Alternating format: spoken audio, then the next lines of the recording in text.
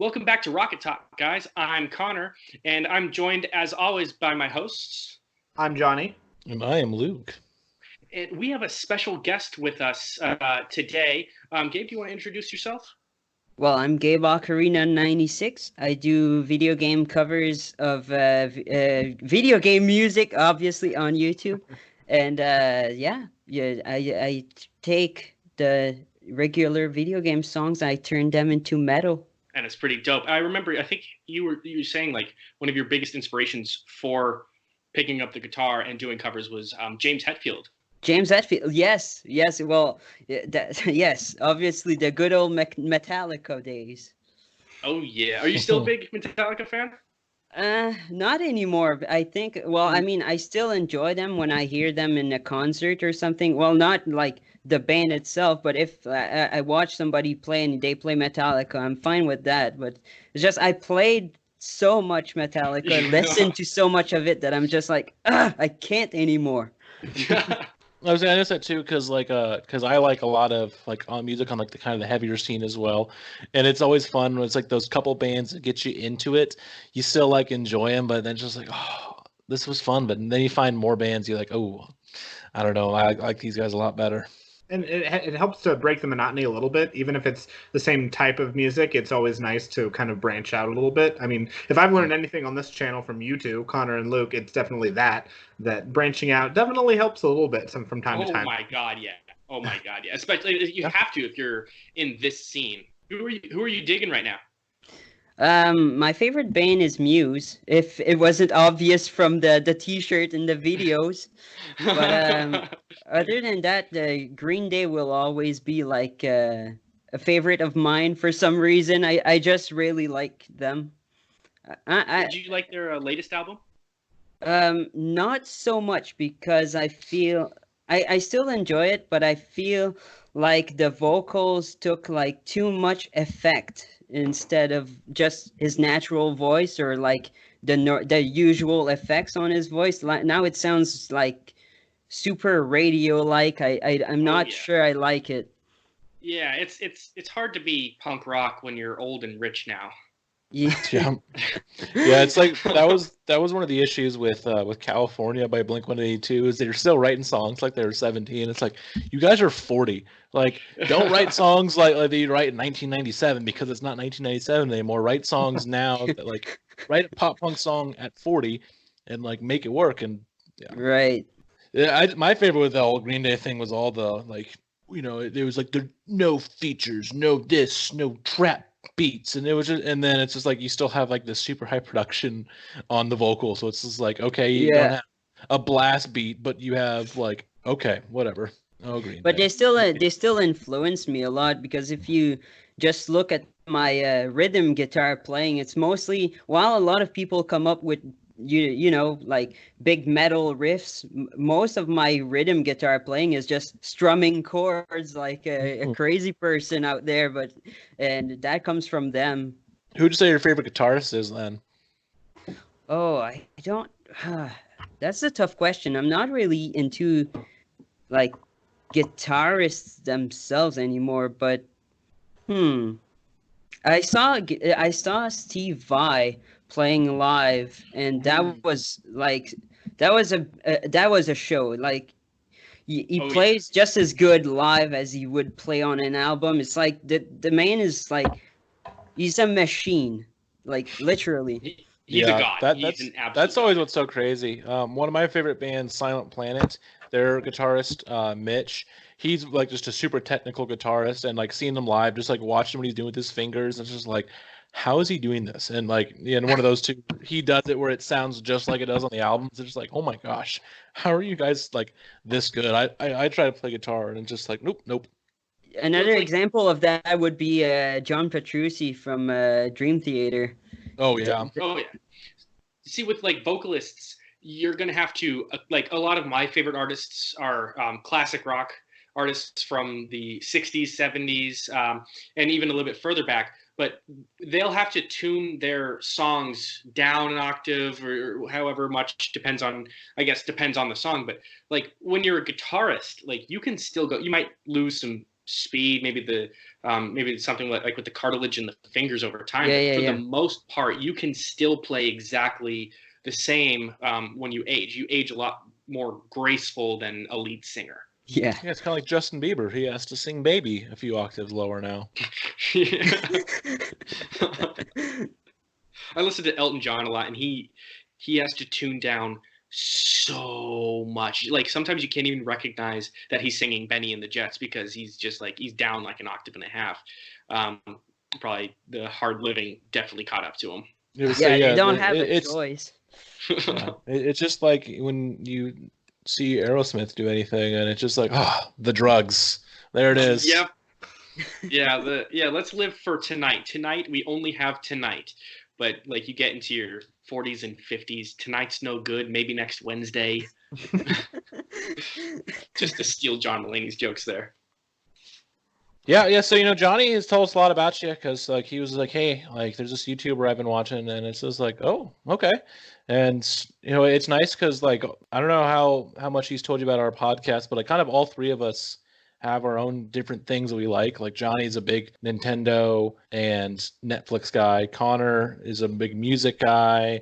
I like video games and music, and like we all have our own things we like together, and then stuff we like different. And so it was nice because this was one that kind of worked well together because Connor and I both really like music. Johnny likes video games. We all like video games, and so this was cool because like we've been kind of looking at some stuff on your channel, and like I noticed like all your Sonic stuff. 'Cause that's like one of my favorite series. That's my Genesis hat. That's awesome. So, but I saw you did like a punk rock version of like Sonic Heroes and all that. So there's been a lot of cool stuff on there. So, Johnny, thank you for showing us this. Well, I just sent you a link. Yeah, I mean, I send you links, and I sent you a link to the.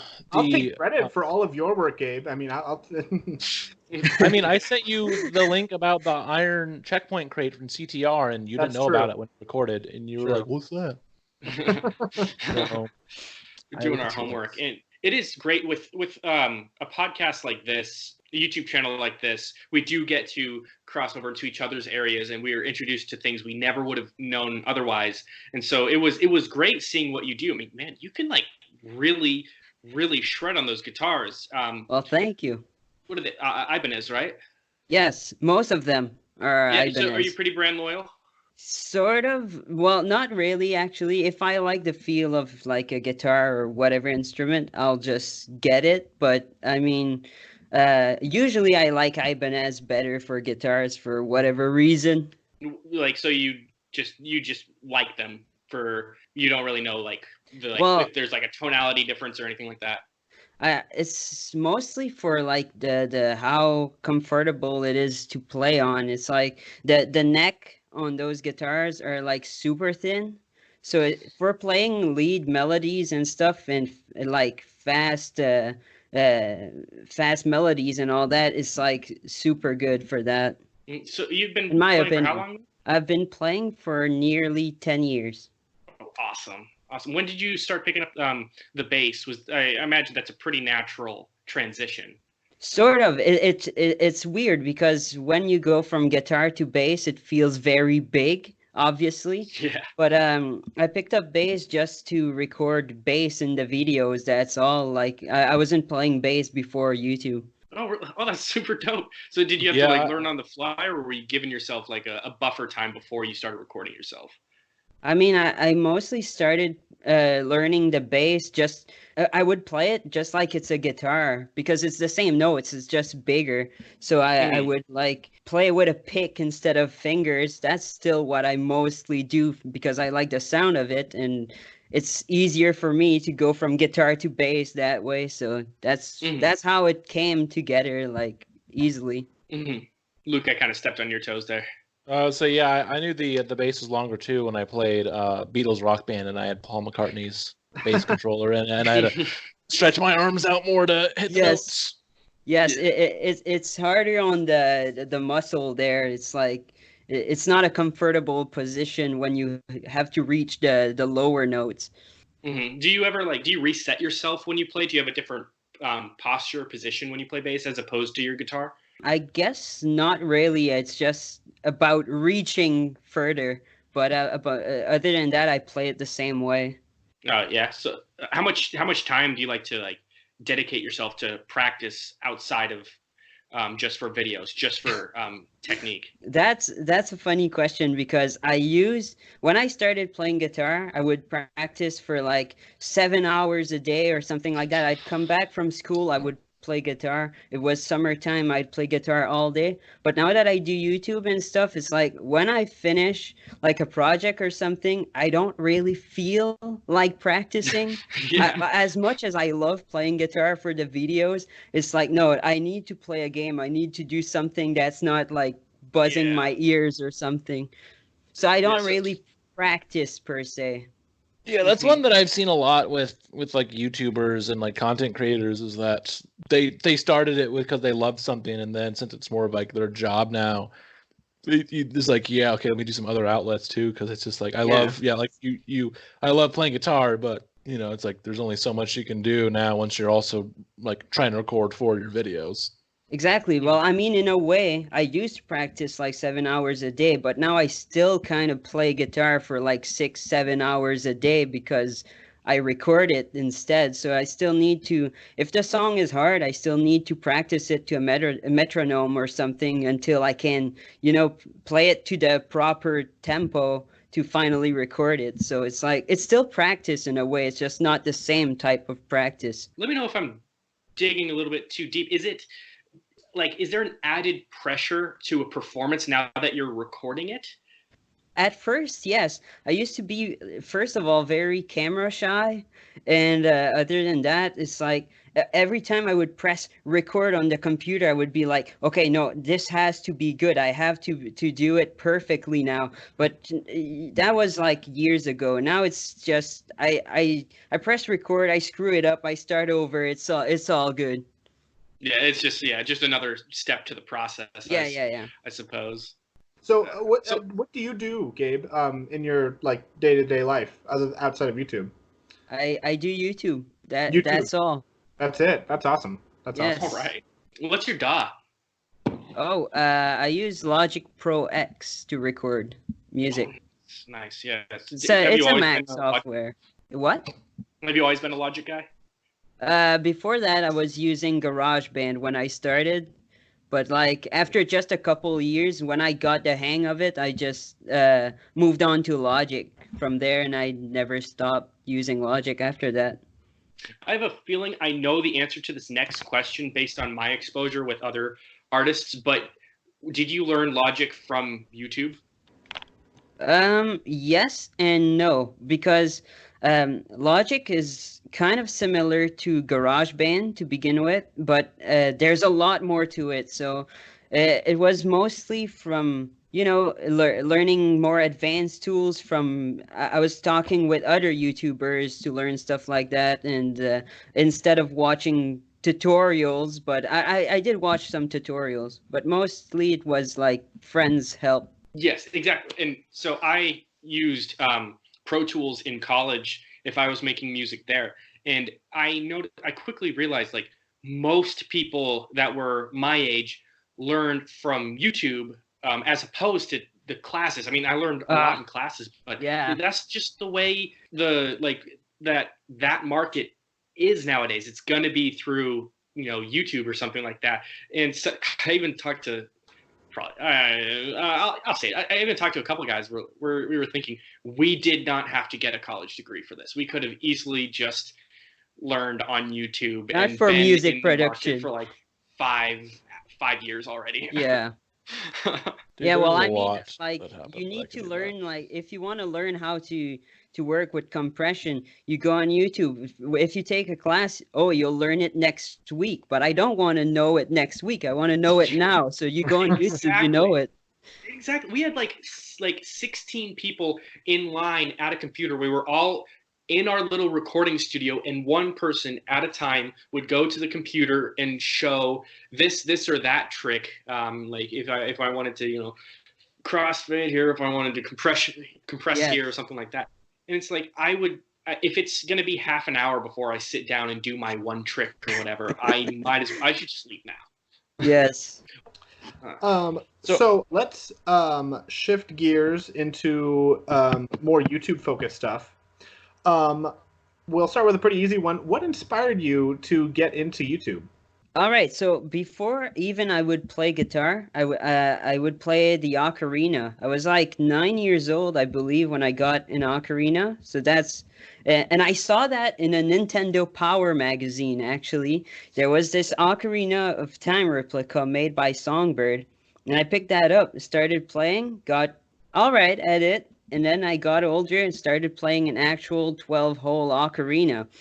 And from there on YouTube, I was watching this guy, and he's still making videos. He's called David Ramos, but back then you would go under Duck Jazz 4 playing the ocarina. That's playing video game music and anime songs on ocarina on YouTube, and I would watch him, and on the same channel I have now, I would upload ocarina covers and just me playing ocarina over a backtrack because of him. And that's how it kind of started. I would show that to my friends at school and stuff like that. And but those videos were unfortunately taken down for copyrights and stuff. But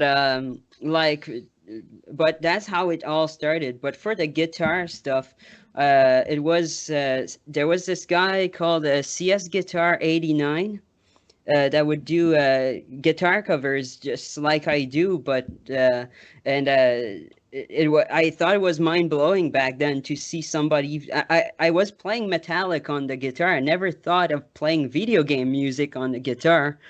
So I see this guy doing that on YouTube, and I'm like, dude, I have to try and do the same thing. And there was also Family Jewels 7X now going for as Family Jewels now, and yeah, big inspirations for me doing that. So, how do you decide what songs to do? Do you just go through the list? Oh, I like this right now, so I might as well. Well, that's a big thing. Like if I have a song stuck in my head or something, either because I'm playing the game or because of nostalgia or anything, I'll usually put it like in the to cover soon list or something. But also I try to make a balance between older games like nostalgia stuff that's nostalgic to me and what's coming. Like now there's Final Fantasy VII remake coming. Of course I'm going to make a Final Fantasy VII cover, but it's a bit of both, but mostly just what I feel like doing. Like you said, like with Animal Crossing coming out, you made the Animal Crossing title theme for New Yes. Horizons.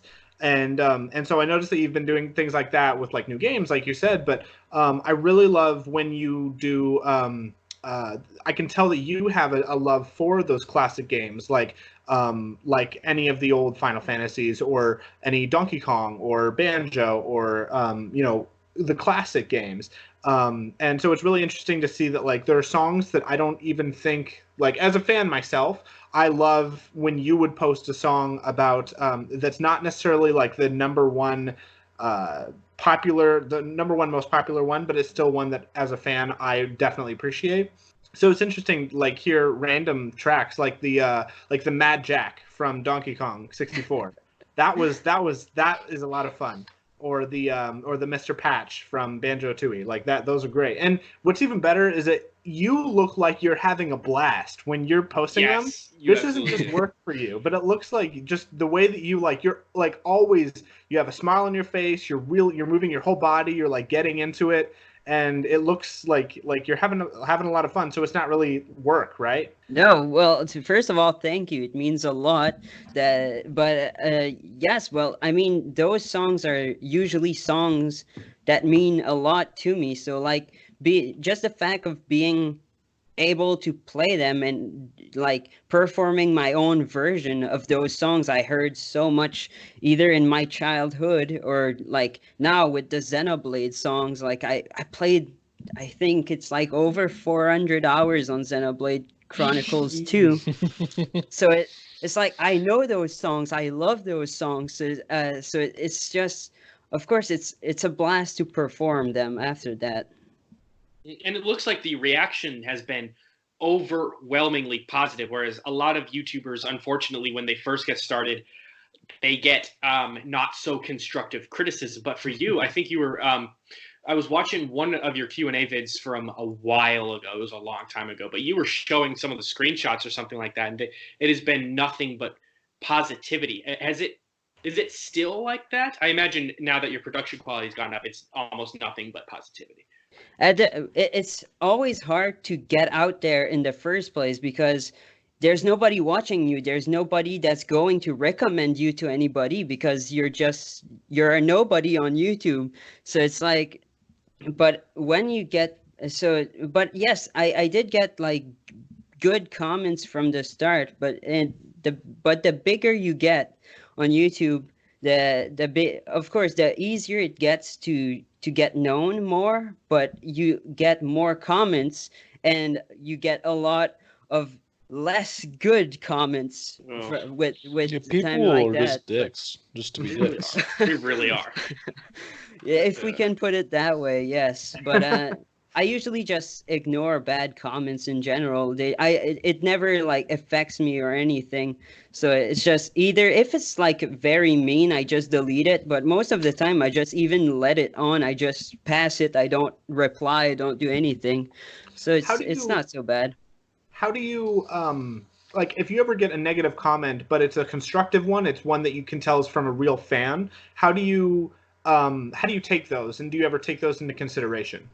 I always take what people say in consideration. Yes, it's funny that doesn't happen often though. Like, it's usually either like people just really don't like it. They're like, "Dude, you gotta chill. You'll break your neck." And I'm like, "Okay, like, cool. Yeah, like, thank you so much."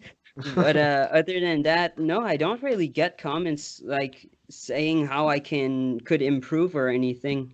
It's So either So go. glowing admiration or just stop doing what you're doing. yeah, Yeah. You yeah, could stuff improve like with that. more cowbell, I suppose. There you go. That's all. Yeah. But going back to where I mentioned it looks like you always have fun videos. What would you say though is the cover you probably had the most fun making? Fun making. Oh my goodness. Okay, that's a good one. But okay.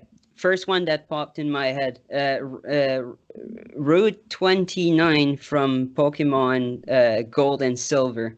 I didn't. It's like I don't even really like country music, but I just said, that song. I'm doing it country music this week, and I had so much fun just messing around with those, walking bass lines and stuff, and then the ocarina, and then the little acoustic guitar solo. It was just so much fun. So I guess that one was a lot of fun to make, and of course, then all the Xenoblade ones because I was covering Xenoblade as I was playing the game. So like every single time I'd reach an area, I'm like, oh, that song is good. I'm covering it this week. And it was just such a blast because I was having so much fun just because of how good the game was to me. So the music was fun to cover and the people were going crazy about like wanting more of it. And I was like, I didn't expect this. I was supposed to do one Xenoblade cover, be done with it. Nobody would care, and that would be it. But I don't know. So yeah, the Pokemon one and the Xenoblade ones were fun. So Has What would you your say to be the YouTube hardest one channel- to make? Oh, let's all Yeah, swarm geez, him. we all went there. What has your YouTube channel introduced you to other games that you would not normally ever play, but you feel like you should for the fans? Yes, because I do that thing on Patreon where every single month I'll let everybody request 3 songs for me, and then I'll choose like the best one out of that. But a lot of times it's like from games I never heard before, or like I knew and the game existed, but never knew like the music was that good in it because I didn't play it. I just know the game exists somewhere. And that's how I discover a lot of new games and a lot of new music just because of that. Yeah, so what would you say probably was the hardest track you've had to cover then? That was probably I think it was Final Beating from Ukulele. That track is like it's the final boss, okay? And it's Grant Kirkhope likes to go crazy with final boss themes. And it was just that one big orchestral piece with stuff going on everywhere, and I'm like, I'm doing this on a guitar today. It wasn't a good idea, but it turned out great. Well, I mean, I like it a lot, but it was a lot of work to do. But the hardest one to play, I think that I remember having a lot of trouble with was Spider Dance from Undertale Mm-hmm. because it's a very quick song. Yeah. So you go ahead, Johnny. No, you go ahead. Sorry. Can you explain it maybe more of a condensed version? Because I know your entire process from brainstorm to posting is a long process. But can you kind of condense it and explain how that looks for you? Yes, it takes about 3-4 days to make a whole cover. That doesn't really count editing and everything. But okay, so I usually start day one. It will be arranging the song. So I take the MP3 of the original song, I drag it into my project, and then I write drums over it. So I sync it to the same tempo and everything, write drums over it, and that's basically how I arrange it. I know like, okay, this part right here will be more intense, so the drums go more intense and stuff like that. I hear it all in my head. That's really weird, but so I arrange everything with drums, and then the next day I will do bass and rhythms and so it's one bass, and then after that there's a rhythm guitar on the left, a rhythm guitar on the right. So I do that one day, and then that doesn't sound like a lot to do in a single day, but that's because at night after that I keep working on editing the video that I did the previous week, if that makes sense. So Sure. I record during the day, I edit at night, and then the same goes the next day. After I'm done with rhythms and bass, I do the leads, and the harmony, and then anything that has to be done with like a keyboard or anything, I do that day too. And then on the other day I'll mix the song, film it, and edit the video at some point. How far out into the future do you start recording, or do you have videos? I suppose, if that makes sense.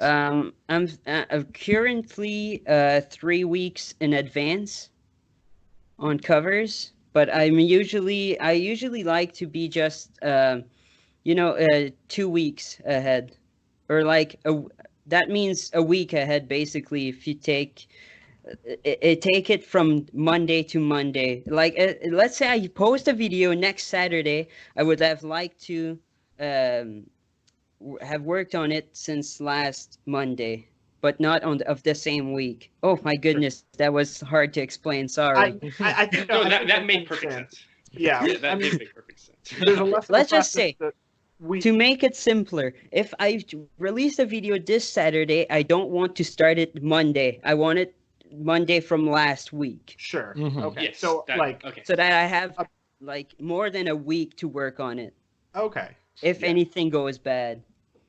There's And a lot less of a process that we have, but we kind of get how it's like we record and a week later it gets posted. So we kind of get that it's not all just like, oh, we're gonna post the same day we record. No, it's not that.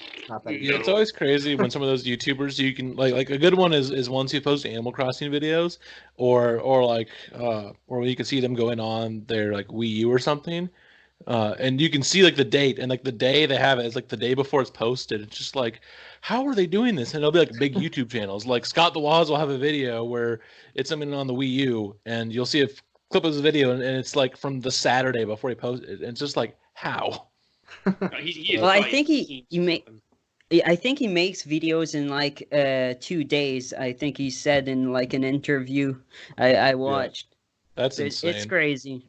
So you kind of talked a little bit about it too at the start, but what are what are some of the equipment you use then for your videos, like headphones, mic, guitars, and all that? I use to record the guitar. I use an interface so that it goes into to plug my guitar into it and it goes into my computer. I nothing fancy. I just use a Line 6 UX1. It's called. It's like it's very beginner gear, but it's like when you know what you want to do with it, it's like you don't really need the very expensive stuff. It's like and I mean, if you know what you're doing, of course you'll get better results with the $300 300 sorry, $3,000 gear, but you don't need like super expensive stuff. So um but okay, yeah, that was just the interface. I don't know how if you want me to list everything, or I'm not sure. Yeah, just like some of the things you use, like Okay. you don't have to give every single guitar you use, something like that, but like what are like the mainstays that you use? So yeah, okay. The interface, the guitars I have, the guitars you see in the videos is the guitars I have. Some people are like, "How many guitars do you have?" I'm like, "The ones in the video. If you don't see a guitar in the video, I don't have it." Okay, but and other than that, it's just a microphone that I got for Christmas one year, and I don't even know like from where, and headphones that I'm a very big fan of the Audio Technica headphones for mixing. Yep. Audio Yeah, Oh, I did we had Technica, have a the their same beasts. headphones? I think we have Yeah. the same headphones. ATH-M50X. Yes. Yeah, I had Yep. those They're amazing. too. I had the last one that didn't have the detachable uh, aux cord, and so one of my wires shorted out. So those headphones are in greener pasture now. I'd still need to get a new pair, but yeah, But I they're expensive I though. yeah, they're so nice. Like they're the best headphones I've ever had in terms of like quality. Oh I my just god, yeah. like the balance of it because it's like a Exactly. lot of headphones will just boost the bass to the maximum. It's like I don't want that for mixing because I Yeah. need everything to be balanced for so that Exactly. You need it it can as play correct nicely as on. possible. Yes, so that can play nicely on any speaker after that. Oh yeah, Yeah, like people that's what in I the have. like audio industry, like if you have like a pair of Beats around them, they'll like judge you because all they do is just crank the bass and the Yes. price. Yeah. Yes. Yeah, cause well, it's even so I have two pair of wireless headphones. I bought AirPod Pros recently just because I wanted a decent true wireless ones, and then I still have the Bose SoundSport, like the wireless with the cord. And yeah, and like they're both around the same quality of music, but the Bose ones you can tell like the lows are boosted a lot more, so you get like a little bit more. It's like so it's fun when you have like a bassy song, but yeah, like listening to stuff, it's uh like if I'm in a pinch, I'm trying to edit a podcast real fast, I'll use the AirPods, and it's a lot better than what it was with the Bose because then yeah, it's a lot more clear and good mid levels. Yeah. Once you I'm get a into big this fan of. industry, you need like accurate sound. Otherwise, you have no idea what the true like tonal quality of something is. Yes, and I'm a big fan of wired headphones because I feel that, especially when you're mixing and stuff, if you have like I don't know, a 250 pair of headphones that's wired and a 250 pair of headphones that's Bluetooth, one of them you pay for the Bluetooth Yeah. technology, while the other one you pay simply for the audio quality. Well, you're also going to Exactly. lose. You're gonna have to do that. There's a slight delay you're going to get because it's going to transport through the Bluetooth. There's just like too. It's better to use like the pro gamers. Their SCUF controllers are wired. They don't play them Yes, wirelessly because they want it that micro. Those milliseconds that they yes. shave off. Kind of actually move back. This is a good way to move on to video games then too. So, since you are a music channel, but it's focused mainly on video games.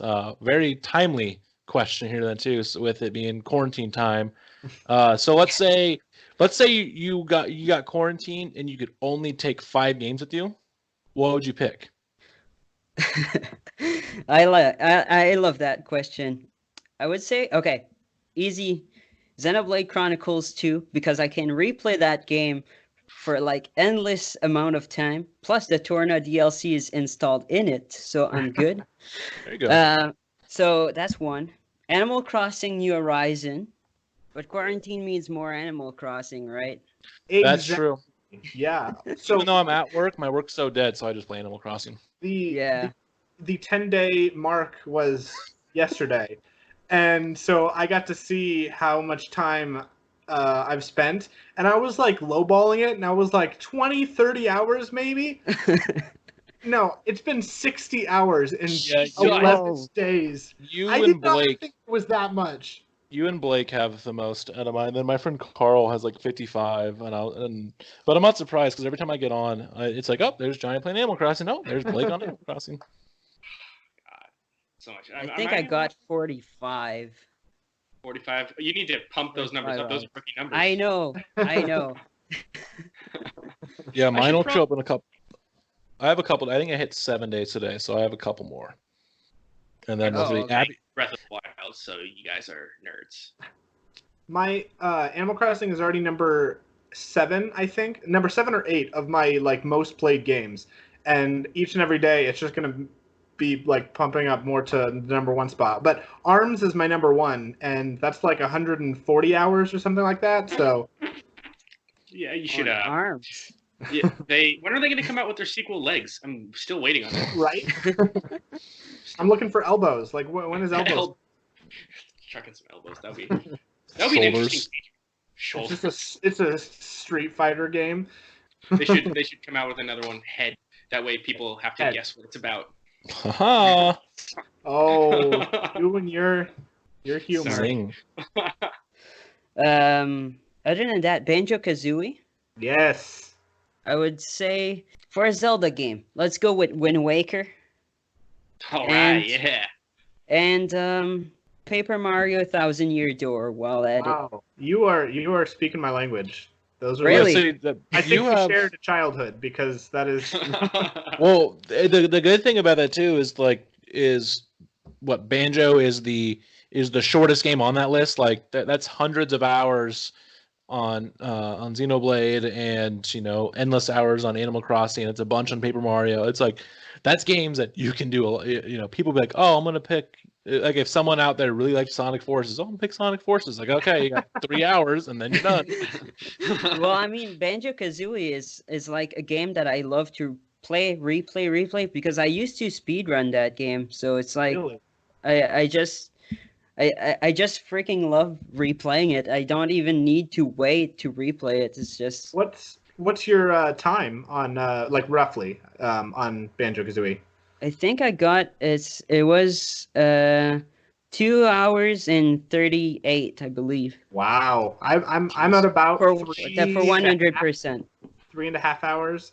But Oh. I play it. Yeah, I play it about like every year. I try to play it once a year at least.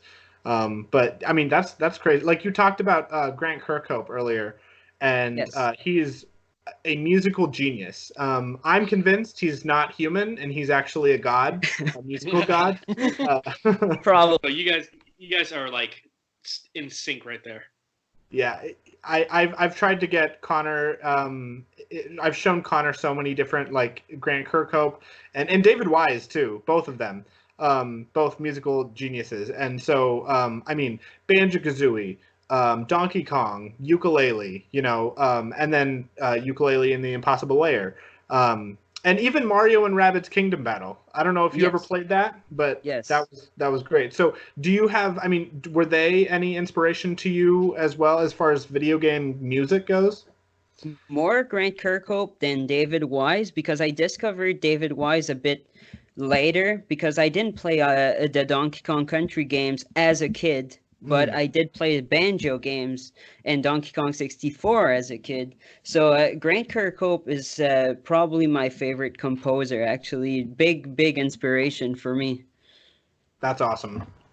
And I'm glad that you did like bring him up because they actually now I wasn't playing video games as a kid very much, and so people like Johnny, people like Luke got me into them more as an adult. But like when I play these games now, I can actually appreciate the music, and I think there's some actual talent there. People won't listen to video game music because it's cheesy or it's campy, but it's an entire genre that actually takes genuine skill to make, and there's so much precision with it.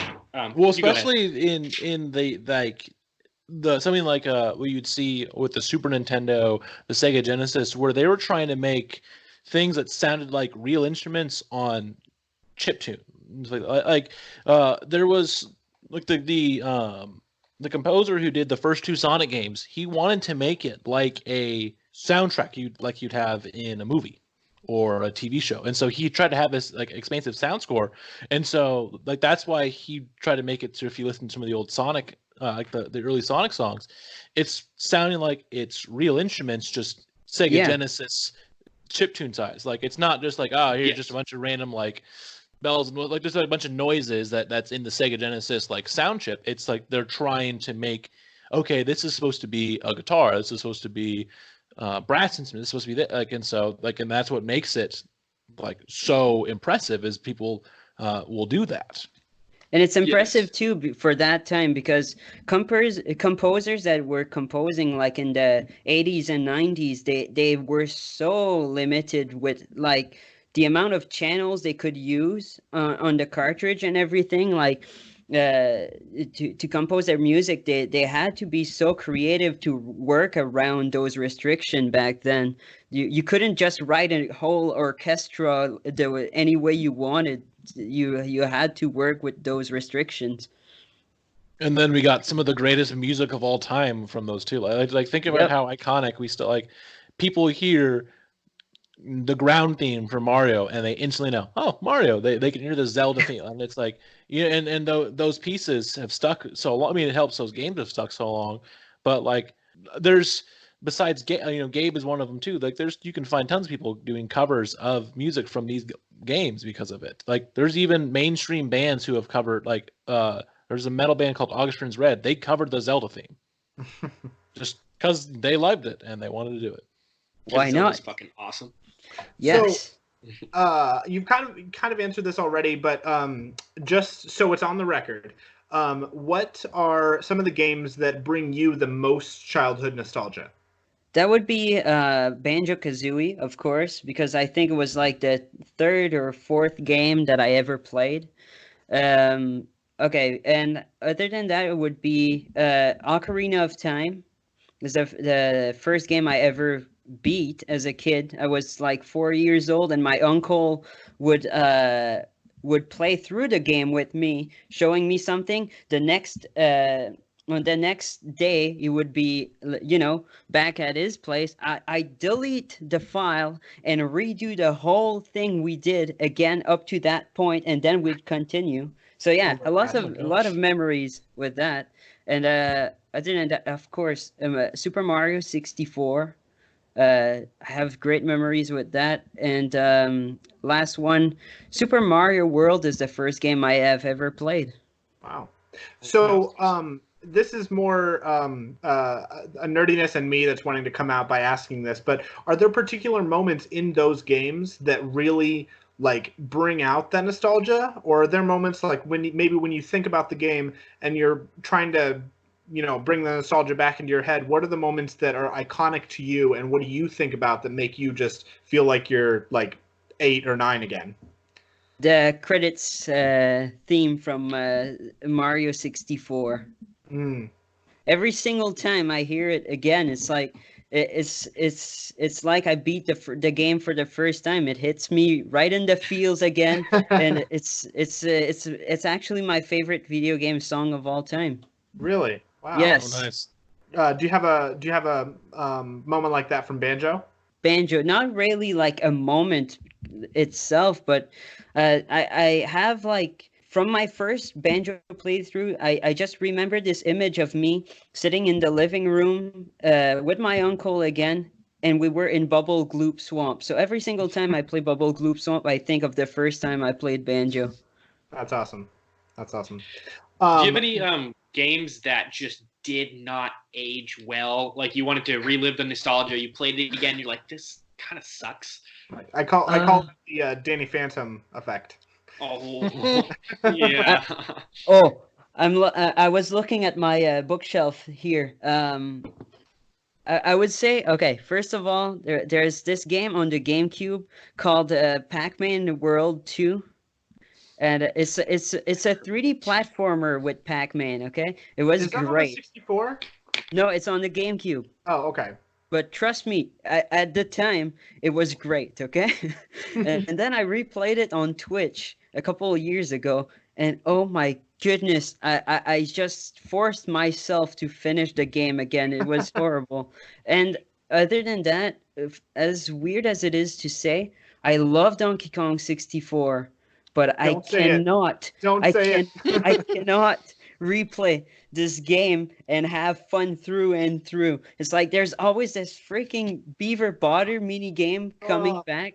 It's like it's fun game, but to 101% it again is like pure pain.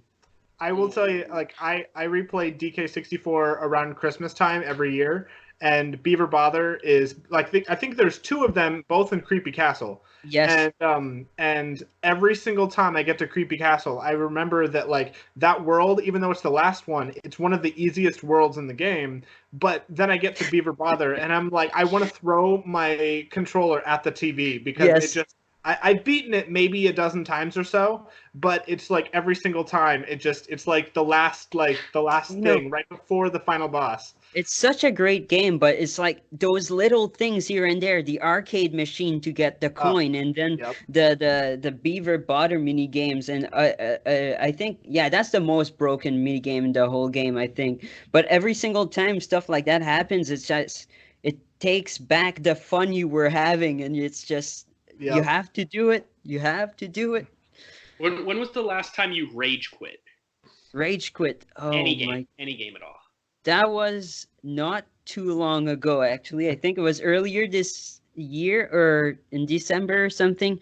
I played Hollow Knight. Oh yeah. I beat the game, but it's there was this one boss. I'm not sure which one it was because there's so many bosses that are so freaking hard in that game.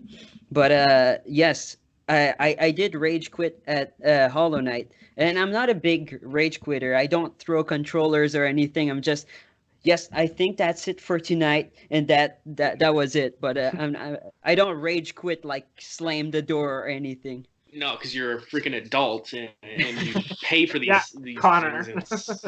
Hey, you back. Yeah, I've never done that either. Yeah. So what I know that you're a huge Rare fan, and I wanted to include this question because I know I'm a huge Rare fan. What to you would be the perfect Rare video game? Like it from your childhood, but if it was today in 2020 and all of the team was back and they could make the perfect game, what would it be in your eyes? Banjo 3. Well, sure. But I mean, what would that look like? I was about to say though, I don't trust like a lot of people with Banjo. It has Agreed. if it comes back, like I see a lot of people online begging Rare to bring back Banjo, and I'm like, don't. It's like yes, I want a Banjo back, but I want it done right. I don't want anybody just like anybody You don't at want Rare. it just to have it. If I'm going to have it, I want it to be good. I don't want it to be like Mighty Number 9 or anything. It's just it has to be great. You know, just like the best of Banjo-Kazooie is like a good balance between Kazooie and Tooie.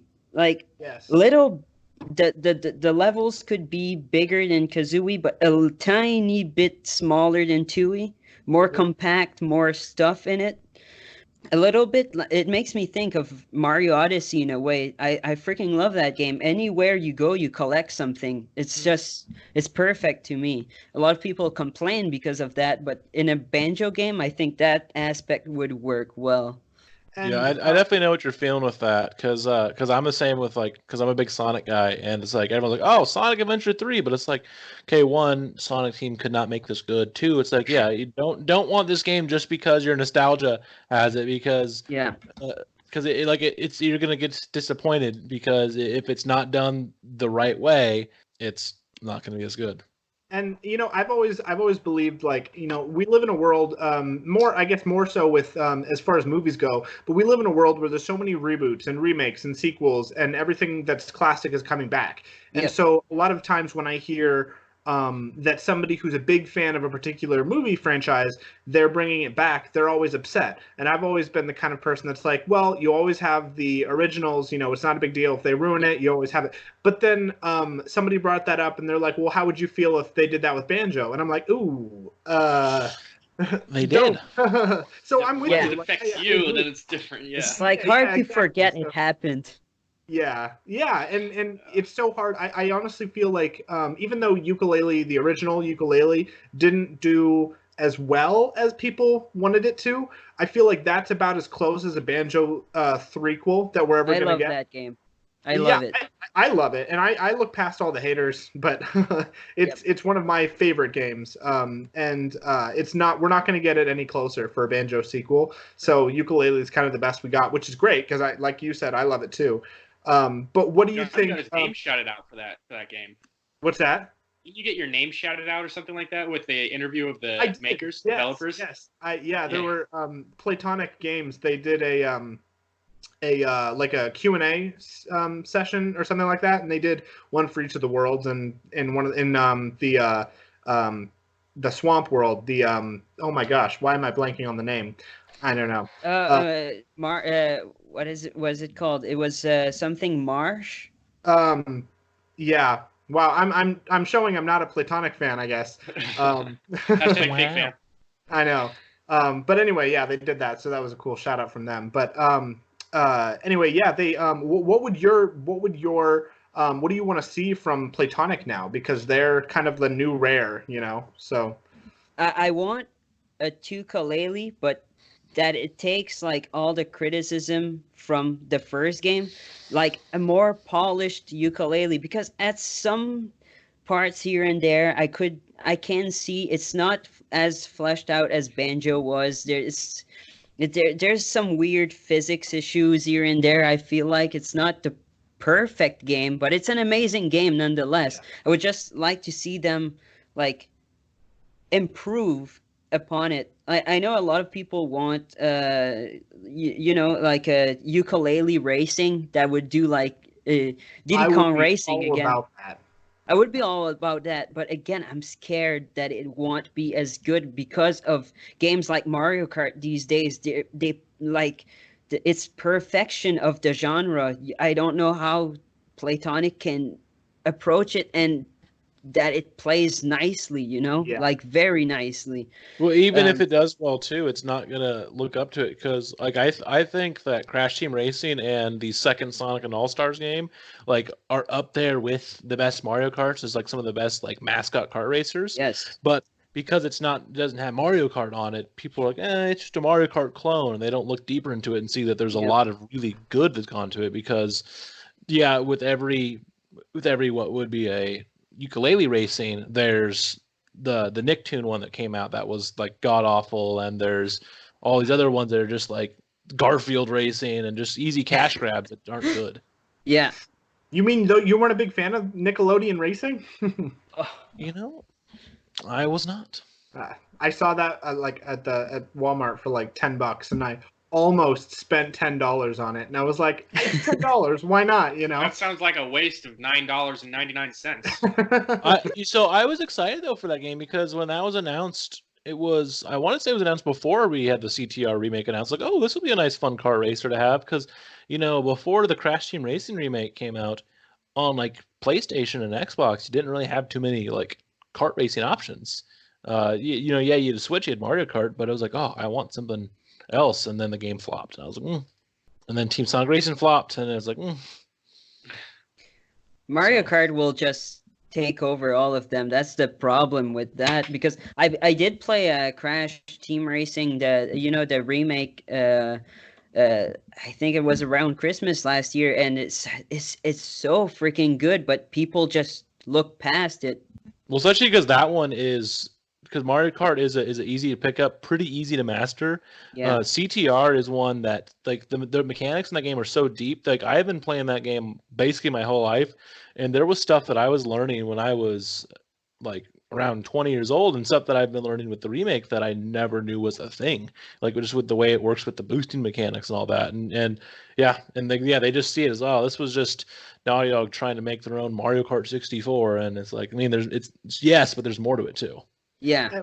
One thing I definitely appreciated about Crash Team Racing was the fact that, Luke, you showed me this, because I've never been really a huge Crash fan, I just didn't grow up with it, but that there's more of a story mode, or there's more of like a place you can venture out and you can go like drive around and, like a hub, like in Diddy Kong Racing. That was amazing. Yeah, so I mean, Nintendo may never do that because they're like, people are going to buy it anyway. We don't really need to give it a true story, which is true, which is great. I wish they would do that in 9, like Mario Kart 9, Upworld, story mode, everything. Like absolutely.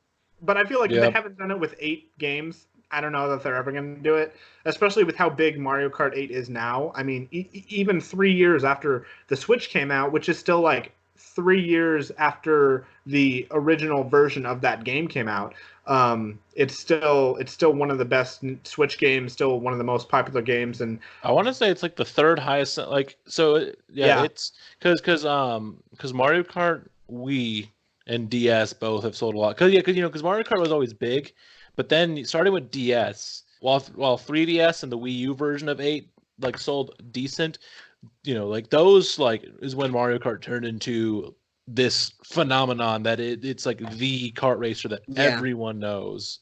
So, one final question for you. What is something that, do you have anything else to add, or do you have anything you want to let us know, or both of our listeners can know about you? Preferably religion and politics, please. Yes, your stance on political affiliations. Yeah, that'd be great. I like Xenoblade a lot. Vote for Gabe. Up on that. Vote for Gabe. #2020. Hell yeah. I don't really know what to add, really. Okay. Yeah. I have one last one. Okay. So just going back to a good way to kind of tie it all together. What is probably your favorite video game soundtrack as a whole, then? Ooh. Whoa. That's hard because it's either I want to say either Xenoblade or Banjo-Kazooie, but that's like, or even Banjo-Tooie. I'm not sure. It's just so hard because you have on one hand Xenoblade, that's a JRPG that has like 140 tracks, and then you have Banjo-Kazooie. But I'll go with both. Yeah, I'll take it. Yeah, it's 2 different things. You can't choose. But other than that, there would also be a Wind Waker that's like very big for me. Yes. Yeah, it's hard because if you asked me, I'd be like, oh well, this game, that game, because it's like, oh well, I think Sonic 06 is probably the best in the series, but I also really like the soundtrack in The Last of Us, or I really like the soundtrack in Portal, and there's just so many options, and it's a tough one. Yeah. Yes. I would probably say Donkey Kong Country 2 or Banjo-Tooie, but I don't know. Yeah, that is a tough one. Like it's more like you got to narrow it down to 5. Really. It's very timely because on one of our more recent episodes we did this. We decided to our favorite soundtracks. Yes. Yeah, we're plugging ourselves on our own channel. That's great. I do it all the time. If Philip DeFranco does it, like who doesn't do that? I was also funny oh, go ahead. No, you go ahead. What's up? Oh, it's funny you mentioned Donkey Kong 64 soundtrack because that was also on my mind thinking that the amount of work Grant Kirkhope put into that soundtrack is absolutely mind-blowing. Like you'll have the Mermaid Castle theme that you go to that area in the game for like maybe 2 minutes maximum, and it has like a 4-minute track that he composed just for that area. It's just mind-blowing. Yeah, there's like little like pockets of these tunes in different Rare games that are like you didn't need to make this, but you did, and it's just like that this could have been any recycled track from the game, and you put a brand new one in here, and it's just so. Or you didn't need to do it for, like you said, like a track. Okay, someone's gonna spend a minute on here. You don't need to make a 10-minute track for this. Yeah, it's Oh, he's like I said, he's a Yeah. god. Grant Kirkhope is a god. Or even just the variations. Like you go in a cave, it plays like a slow marimba version of the song, and Yeah. you hear the little drips and drops go. Oh It's my just, gosh. it's And I And like perfect. love that I was ahead of love its time too. boss versions because they're always the more hyped up like Yes. rock version of, or not rock, but like they're the hyped up version of the main world theme. Yeah. And I always love like hearing like something that's like Witchy World, for example, is like kind of a slower song, but then Mr. Patch is like da da da da da da da da da. It's like right in your face, and I'm like, Yes. whoa, okay. Grant Kirkhope does that a lot, just making a sped up version of the world theme and add like crazy arpeggios everywhere, and it's just perfect. It's great. Well, I will say that from watching your videos and from talking to you, I think you might be, uh, switching topics slightly, you might be the sole reason I get into Xenoblade.